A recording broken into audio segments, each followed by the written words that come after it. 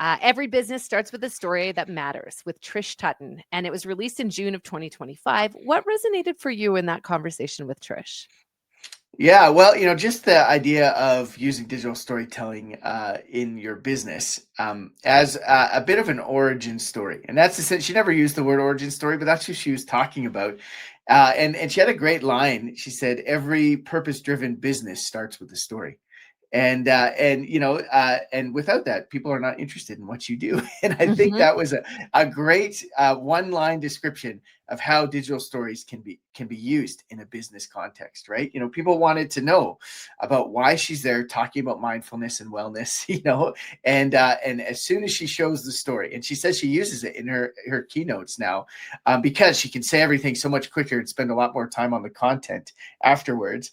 And it's just such a compelling way to share your why, your business why, so that people then you can jump into some of the other things. People trust you, right? And I always think about from a business storytelling standpoint, you need to set yourself up as someone who has empathy and authority.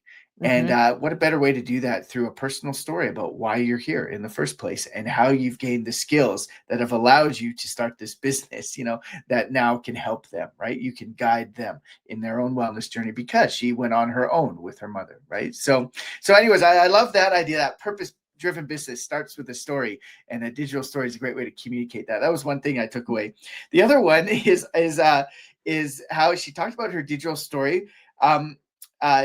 She put it on her website, and now people who hire her to speak, do keynote speeches and stuff, they go and watch that story. And I was just like, man, it's such a great way. It's just a little snapshot, but basically, I think what happens is when people watch a short little 3-minute story, they're like, wow, and they feel things, and they're like, wow, if I got that much out of 3 minutes, I have to hire them to come speak for an hour. Yep. Like it's Yep. like you have to. You like, and I love the idea of a digital story almost as a sneak peek of what you have to offer, right? Yeah. And you get this emotional connection and this emotional experience, and they're like, man, if that was only 3 minutes, imagine what I'd feel like after being a part of that for an hour. And so it's another great way. I often think about how I can give people a sneak peek, or show them glimpses of what it might be like to engage with me as a person, and a digital story is probably a great way to do that. So yeah, I think she said she wasn't planning on using it in her presentations. She wasn't entirely sure exactly how it would be on her website and would it be used, but really, it not only has it been really useful in that way, but it's helped her tighten up the way that she speaks and the way that she tells her own story, by going through that process of the creation. So all around, it seems like it was an amazing experience for her and her business, right? To be able to Well, make that story. and I think I find we do this with nonprofits more so. Founder stories Mm-hmm. around nonprofits, but it is just as Mm-hmm. powerful from a business. And so that was one of Yeah. the reasons I really wanted Trish to talk about it, because every person that founds something, for example, common language, digital storytelling,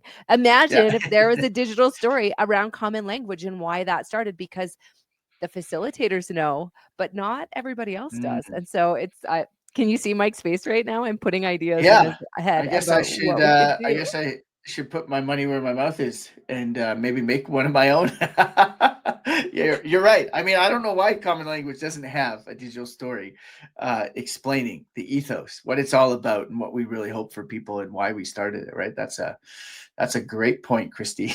Well, and honestly, Mike, the reason that came up is because I've been doing the Family Engagement and Research Leadership Academy with McMaster. Mhm. And my 3-minute pitch for that was what a digital story is and why it matters to me. And so Mhm. it was interesting. I've only done the script so far, so it's not actually a digital story, but I needed to pitch it in front of a group of people. And Mm. it was exactly what I needed, and I didn't know it yet. So it's Mhm. interesting. I didn't have a plan to put you on the spot about a common language story, but Yeah, no, that's it's fine. I'm glad it's you did, because I interesting. think it's a good idea. I think it's a good idea. We All definitely right, need to make friends. something like that. Yeah. Yeah, so stay tuned for the common language origin story. It'll happen Yeah. sometime. And we were talking about episode 40, Every Business Starts with a Story That Matters with Trish Tutton.